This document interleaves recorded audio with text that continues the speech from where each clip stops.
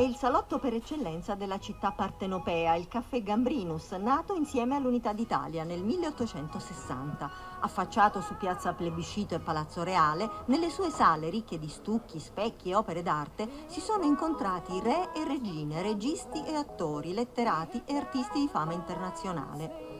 Prima ritrovo della nobiltà napoletana, poi con la Belle Époque esempio di stile liberty e infine Café Chantant, dove si ascoltava musica dal vivo e dove si esibivano le cosiddette chantose, traduzione partenopea del francese chanteuse. Durante il ventennio il caffè fu chiuso dal prefetto perché luogo di ritrovo di antifascisti, anche se il pretesto fu il frastuono del locale che non faceva dormire la moglie. Riaperto dopo la guerra, ha ospitato per anni una banca, poi ristrutturato e tornato agli antichi splendori.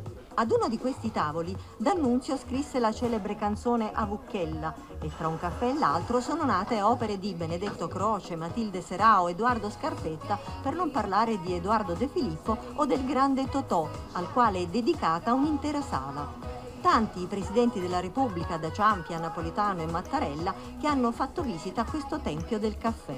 A farci da guida fra i tesori di queste sale è Maurizio De Giovanni, autore dei Bastardi di Pizzo Falcone, che ci ha accolto ad un tavolo molto particolare. Direi che è un tavolo fondativo. Io ho cominciato a scrivere per caso, ormai da grande, proprio a questo tavolo, grazie a un concorso letterario a cui mi hanno iscritto alcuni amici per farmi uno scherzo. Io sono stato allo scherzo, ho partecipato a questo concorso e ho vinto inventando il commissario Ricciardi, quindi devo a questo tavolo e al Caffè Gambrinus proprio l'origine della mia attività. Il Caffè Gambrinus è un polmone culturale, è un polo spontaneo di aggregazione culturale della città. Direi che per uno scrittore poter starsene qua una mezza mattinata è una fonte inesauribile di storie, quindi io consiglio a tutti gli scrittori di trovarsi un Gambrinus e di andarci a passare la mezza mattinata ogni tanto.